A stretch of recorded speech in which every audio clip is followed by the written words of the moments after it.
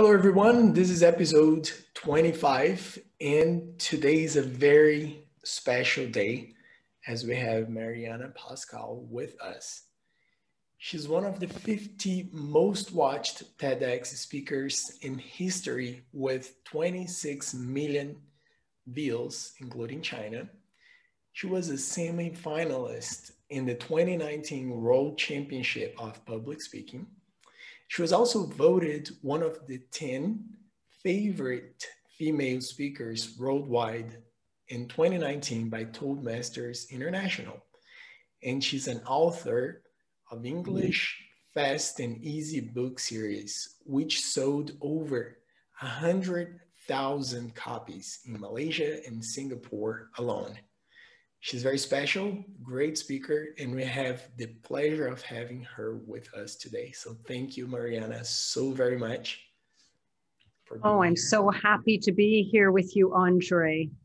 And thank you so much for being up so early. I know it's 5 a.m. for you, and over here on the other side of the world, it's 5 o'clock at night. So sorry for making you wake up so early. It's my pleasure.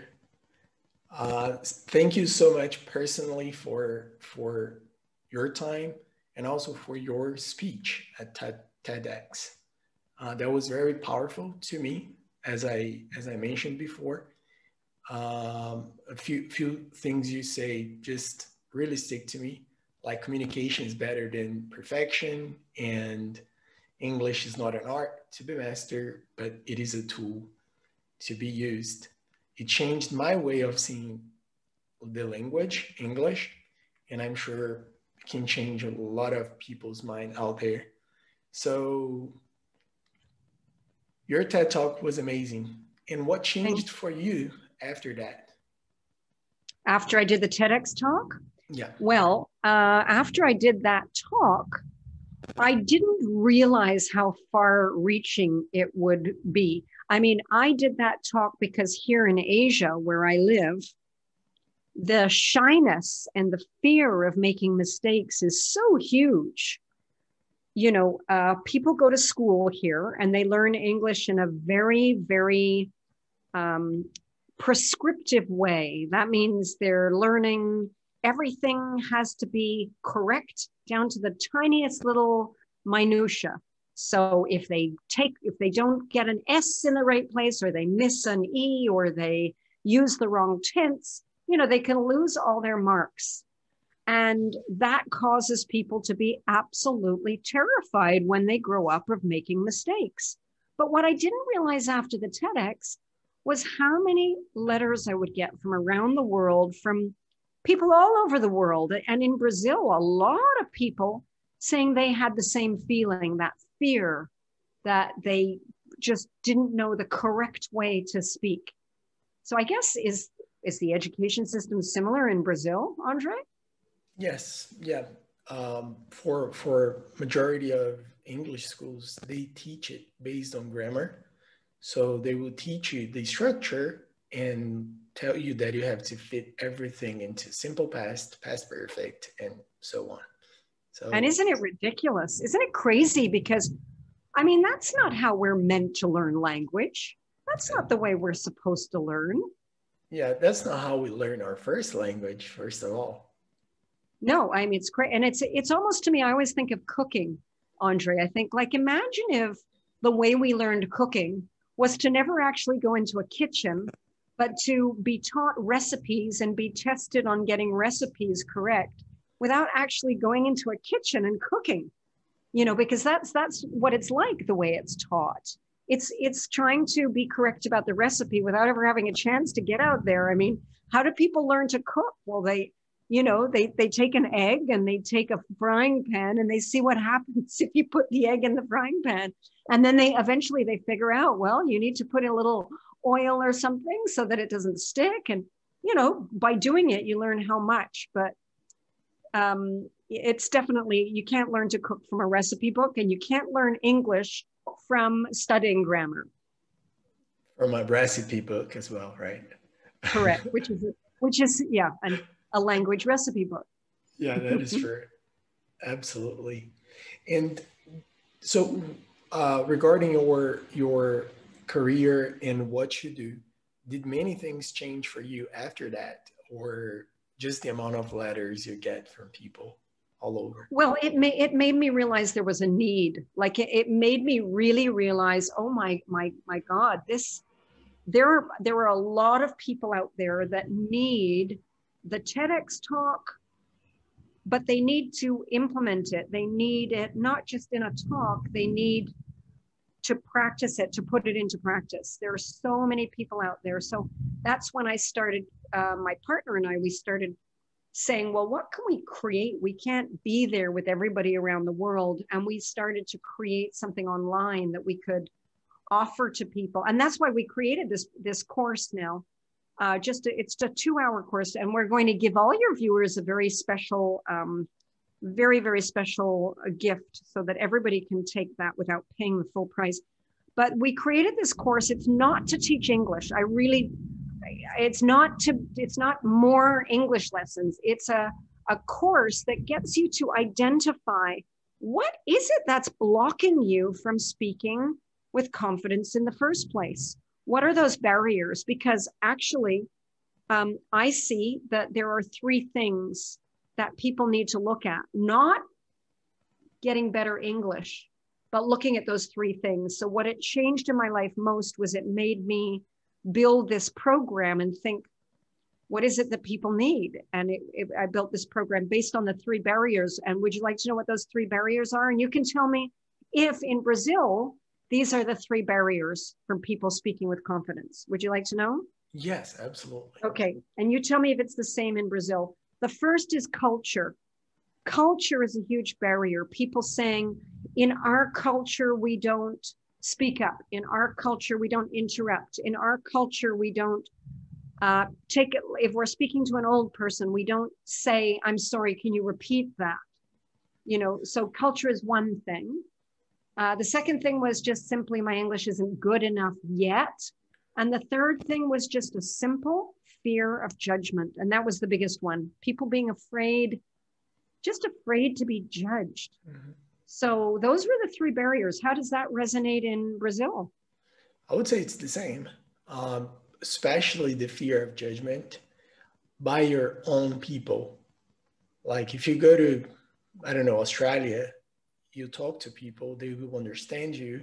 You won't worry that much about your grammar mistakes.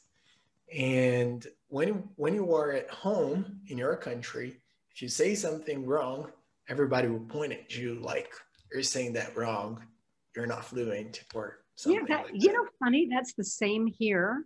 Why do you suppose that is? Why are people so judgmental when other people try to do something that they are also trying to do? Why is that, do you suppose? I have no idea. Like, honestly, I don't know why our own people tend to judge us more often or more, I would say, hardly than other people. I don't know. But Yeah, it's a huge barrier here. And people are actually, even teenagers in school, like if there's a kid in school that wants to speak English and they want to practice it and try it, the rest of the kids in the class will kind of make fun of them so that they nobody wants to be the squeaky wheel and try to speak up in English because the kids are in their class are going to laugh at them. So the teacher asks a question. Maybe one of the kids in the class would really love to answer, but he's not going to because he doesn't want to risk losing all his friends. Yeah. Same in Brazil? Same thing. Like if you go even to the English schools, they're trained to speak when they know it. So if you don't know it for sure, you won't get to try, because if you miss it, people will be on you. So it changes the entire game, those 3 pillars you mentioned about communication. And I'm sure in the course, in the training, it explores very deeply how it goes and how we can use it to empower our communication. Yeah, I mean, in my experience, and I've been training for years, training people with this, and I find very, very quickly, if you can just break through those mental barriers, get people to realize a few things. about where their fear is coming from, well, then they realize, oh, it never was my lack of English. That had nothing to do with it, really. I do have enough English. Once they realize that their level of English is not the problem, never has been, then they know that, oh my God, it really is up to me. I could, just by simply changing my mindset right now, speak English very comfortably and confidently. If I can just switch my mindset. Because that fear, as I mentioned in the TEDx talk, that fear of judgment especially makes us so frozen when we're talking to people that actually our brains are not very resourceful. Our brains switch off. It's like the famous flight or fight syndrome. You know, our brains just go into panic mode, and then we can't think clearly. And when we're not thinking clearly, we certainly can't access the words. We can't express ourselves the way we want to. So that fear actually is much bigger problem than language. Yeah. And one thing you mentioned in your TEDx talk is that when we're more worried about what the other person's opinion than the message itself, it compromises the message. So you help people to communicate better, like overall speaking. And do you consider this a mission for you? And if so, when did you find out that improving communication, particularly with non-English, non-native speakers, was a mission or is a mission for you, if it is? I think that I've always had a love for simplicity in communication. Simplicity, because I myself am dyslexic. I don't know if you know what that is. Yeah. Dyslexia is it's a learning disability, they say, where I myself, I can't understand complex things. I mean, I just short circuit. I don't like it. So I've always been a huge advocate of simplicity in communication. And when I came to Asia and I came here as a teacher, and I was going into companies and they would say to me, my staff's English isn't very good. Can you help them to improve their English? Their vocabulary is so simple and they don't use proper grammar. Anyway, I would go into these companies and I would look at what they wanted their staff to do. And I thought to myself, no, this isn't going to help them. They need to be able to focus on the customer, understand what the customer wants and give it to them, not say things in a fancy way. Like, I'll give you an example, okay? Here's an example. When I would go into companies, the boss would say, look at how they write their emails, you know? They write things like, please contact me if you have any questions. I want them to write things like, kindly do not hesitate to contact me should you require further clarification. And I'm thinking to myself, oh my God, like, no, this is all wrong. This is so wrong. Why are you taking somebody who's not even fluent in English and you want them to speak this, do not hesitate to contact me should you require further clarification? You don't need to do that. There's nothing wrong with simple language. There's nothing wrong with it. In fact, in business, it's more important and wanted. So I was on this mission. I started to think, what these companies want me to do, help them improve their English? No, that's not what they need. What they need is to feel good about their current English and then start connecting with people and listening and understanding what people want. So it's been my passion for about 25 years here. And the TEDx just made it stronger. Awesome. Yeah. Long time. That's amazing. I mean, it's a lifetime. And I mean, just the background, all the knowledge you've got, and the ability to help people to feel better about themselves. And I'm sure when they feel better about themselves, they have the ability to increase their English level in all the aspects, vocabulary, just take the risk of trying to say things in a different way, and also the freedom to keep it simple and to communicate, which is amazing. Yeah, I speak Malay, but not very well at all. I've never taken a class. I don't speak it correctly, but I can communicate very easily with anybody because at the end of the day, vocabulary is a part of it, but it's not as much as we make it out to be, you know? Yeah. You can get by with quite simple language. Yeah, and Really. I totally agree with you. I prefer simple communication than advanced English with complexity and fancy words. I feel like it connects better with anyone, and you can somehow you end up being more reliable to anybody and easy to connect, which is awesome. And we all want to improve. Like that, we're not saying there's nothing wrong with wanting to get a bigger vocabulary. That's great. But what's the way you're going to do it? Yeah. Probably the best way to do it is just get out there and just start making friends and using what you have. And if you do that comfortably, that's how you're going to improve your vocabulary, not by hiding behind books. Yeah. And if you're afraid to try, you'll never grow your English because you're not using what you already have. That's a great point, Andre. Yeah. And I was reading about you and I saw that you were an actress. Is that right? Yes. Yeah. And that was my first career. That's awesome. And how did your artistic acting background help in your public speaking career and in the ability to communicate to different people and to help them?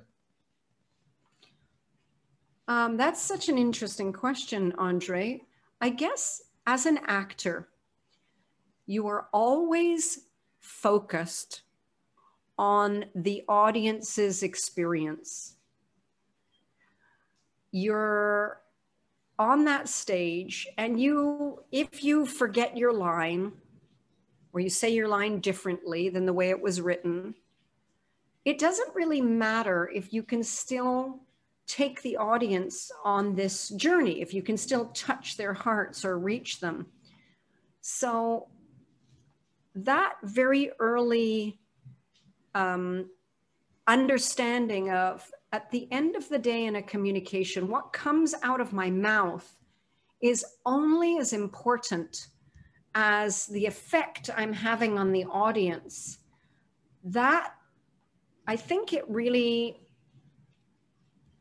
has always made me, when I became a teacher, approach communication from the view of what's important is the receiver of the communication, not the giver, the receiver.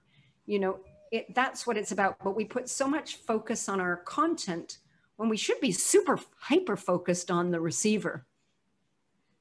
Yeah, that is awesome.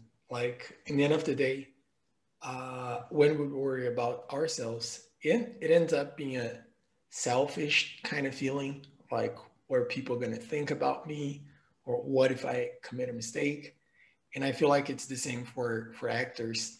If you are worried about your self-performance, you probably tend to don't act as good as you could than if you're worried about the show and about what you're trying to express. You know, what you just said is so profound and so true. As an actor, as a speaker, if you're giving a presentation to your boss, it is so absolutely true, Andre. If you're, and you know, it really is very selfish to be hyper focused on yourself and am I making mistakes and how am I coming across? In fact, there's a great story by Sir Richard Branson. Do you know who that is? No. Sir Richard Branson. He is the, you know, the guy with the long blonde hair who is the CEO of Virgin Airlines. You've probably seen him, long blonde Yeah. hair, really quite good looking actually. Yeah, I And think I know who well, I think that is. anyway, he has like 21 companies, and he always tells this story about when he was a little boy. Um, when he was a little boy, his parents would have parties, and his mother would find him in the corner, shy, very shy, and standing in the corner. And his mother would say, "Why are you standing here?" And he'd say, "I'm shy, mommy." And she'd say, "You're shy because you're focusing too much on yourself. Stop thinking about yourself and go out and focus on other people, and you won't be shy anymore." And he said it was a great lesson. And I don't know about in Brazil, but here, when kids are shy, like shy, you know, often local Malaysian kids, Chinese or Malay, they don't want to talk to me, right? They're scared to talk to me. And the mothers say, "Oh, my son is shy. She's shy." And they say it as though the child has a disease, you know. "Oh, sorry, he's shy." You know, it's not a disease. It's quite selfish shyness. Because when you're shy and focused on, you know, your own mistakes and shortcomings, you make the other person have to work really hard in a conversation. You know, the other person has to pull everything out of you. That is absolutely true. Like the chance I'm having here right now of speaking with you, uh, a all-time 50 most watched TEDx speaker. Uh, I won't lie, but when I saw the email, like we can have the podcast, I was like, oh my goodness, how am I gonna sound? How's that gonna go? And I was like, it ain't about me. It's about what she can help people with and what this platform might help people to get. I was like, don't really care how I sound. I'll take the opportunity and just go with it the best way I possibly can. Because I'm sure the same way it was powerful to me hearing you, I know a lot of people out there in the world will get a chance to improve their communication level and their confidence simply by hearing what you have to say. Thank you. And you know why I chose you? Because I get a lot of requests, of course, now from people saying, you know, can you speak here and can you come and do this? And you know, I'm a professional, right? I have a career business too, so I don't have time to do everything. But I said yes to you because you were brave enough and bold enough to come and write to me, not once, but twice. I said no. I said to you, "I'm sorry, I don't have time," at first, if you remember. And you wrote back to me and you made me a lovely little banner. And you were so generous of spirit, but so brave and bold to just come back and like not give up. And I thought, okay, you know, this guy deserves a yes. I like him. I like him. So there you go. So And to be very honest, first, I didn't know if you would reply the email or not. And when I sent the email, I didn't have in mind that we would ever get to speak to each other. I was literally just sending you a thank you message for your speech. I wasn't trying to get you on the podcast, and it might have been the difference. I was just honestly and sincerely thanking you for your speech and for the way you helped me. It helped me so much that I watched it maybe 4 years ago, as I mentioned, and I came back to it a few weeks ago to rewatch it. Like it wasn't just another speech; it was something and that you touched know me. what's interesting, Andre? If you had written to me and just said, "Hi, my name's Andre. Could you please be on my podcast?" I probably wouldn't have I probably wouldn't have responded. I mean, that's another topic though. Now we're talking about a different communication skill, also important, but a different one. This isn't about a language issue. This is about giving before you get back. right? I guess there's overlap there. It's you know, if you want a connection to be made, I guess there's an overlap. If you want connection to be made, give first, and then it'll come back to you. That is absolutely true. Like, I agree with that so very much. And I feel like when you try to force it, like I'll give what I have just because I want what I can get, it ends up being as selfish as just asking things for yourself. And what I find very interesting is that when you do something just without the feeling of getting, like I'm just giving because I'm thankful or because you deserve it, because I really like you, because whatever comes to the communication, you tend to connect better. Like when you don't force this connection, when you're just thankful, things just flow better, I feel like. Absolutely. Absolutely. Yeah. Uh, in about this famous and awesome speech, I'm sure after you went by, you watched it over again, and if you could add or remove something from that day, what would it be and why? That's such an interesting question. You ask the best questions, Andre. Actually, your podcast is really interesting. I'm going to watch more of them, more episodes, because you ask really good questions. Okay. So you want to know honestly? I'll tell you honestly. Okay. You're going to laugh at this. Okay. So everybody that does a TEDx talk generally that I know that has done one, they go out and they buy a really nice outfit for it, like a really special something they're going to wear because the whole world is going to see them. And I didn't. I went and I bought a cheap dress. I thought, well, I just want something, a one solid color black. And I went last minute just to the local store nearby and I just quickly bought like an all black dress because I thought, you know, everything I have has pattern and it's not great to wear pattern for a TEDx talk because the colors are red and black, right?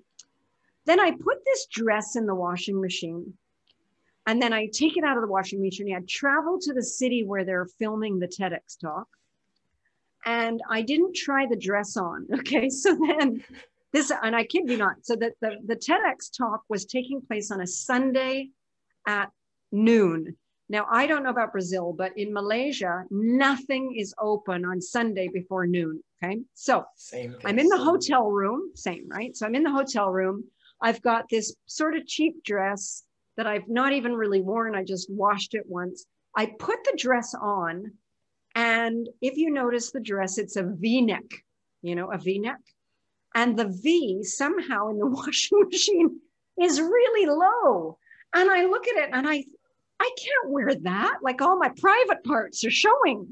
I couldn't wear it. And I'm panicking. I'm like, oh my God, I have to leave to go and do this TEDx talk. But the neck of the dress has dropped down so low. It's like shameful.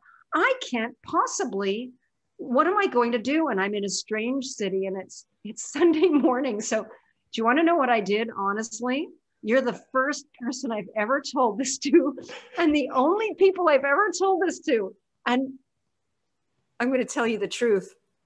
I've never told this before. The only store that was open was a supermarket up the street.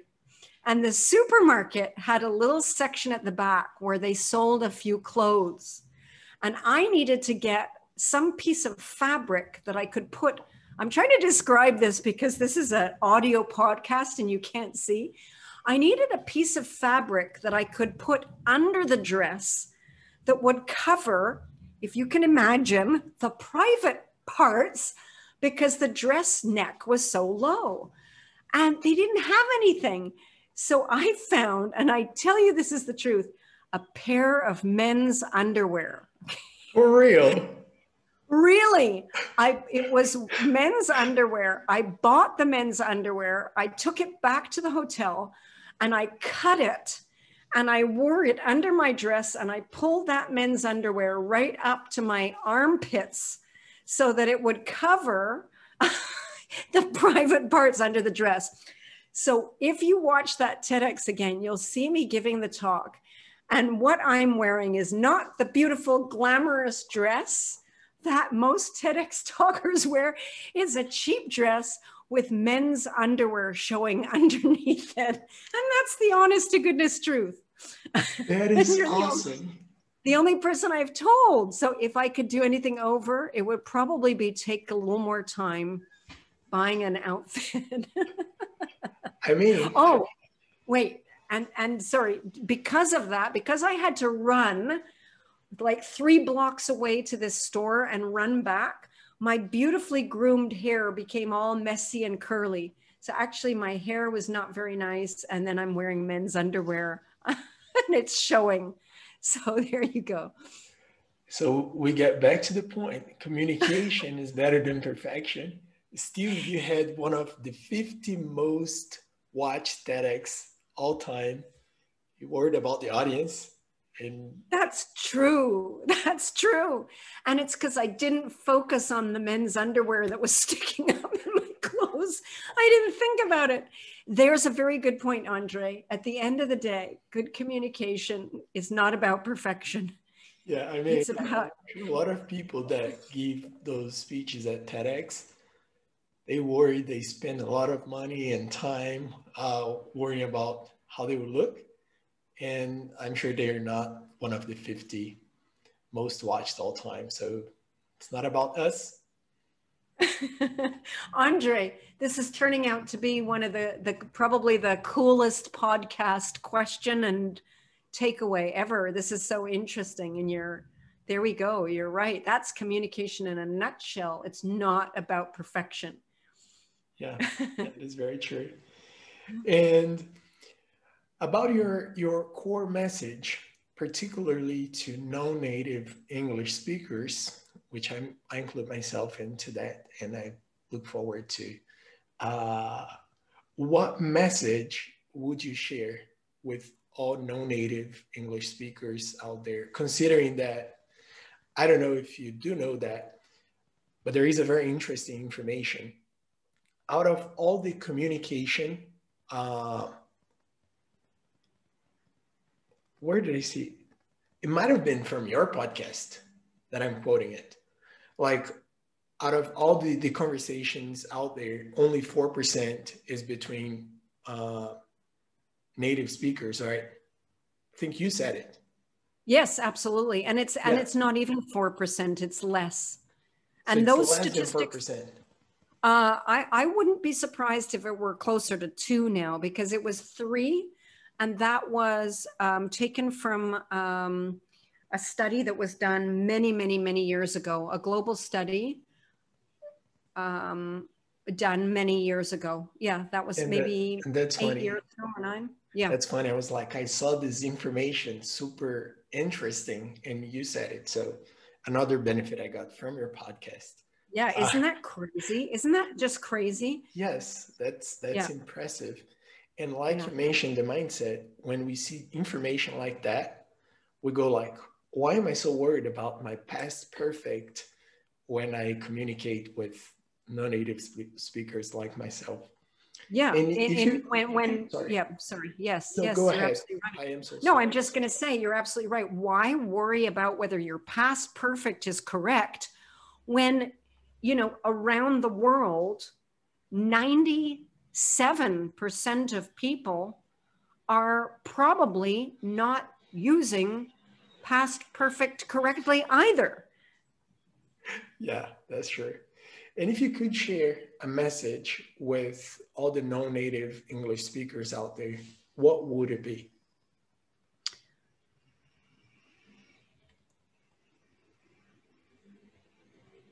I think it would be the same message that I've said in the TEDx talk, that language is not something to master. It's not an art form to master. It's a tool like a hammer or a frying pan that you have at your disposal, and you can use it to get results. And like any other tool, don't spend too much time worrying about whether it's the best tool or whether it's good enough. It's the tool you have, use it. That's so powerful. I mean, it changes the entire way we learn, we teach, and we see language, and it changes communication for better. So I am sure you're out of those 26 million people that watched your podcast or your TEDx talk, sorry, I am sure you touched in many of them for better. And I am one of them. So thank you so very much for your powerful message and for talking to me. That was very special and I deeply appreciate it. Andre, it was an absolute pleasure. And I'm going to say to you, this has been, I think, my favorite podcast that I've done of the year. So I wish you all the success. And really, this is a podcast to watch because you are a guy that knows how to ask good questions and get interesting feedback. I think you've asked more interesting questions than anybody has. And I've done a lot of podcasts this year. So thank you so much, Andre. Thank you very much. It's been an absolute pleasure. Thank you, Mariana. So thank you all out there. I hope this message helps you to communicate better and to don't be selfish. Thank you so much. And I'll see you guys in the next one.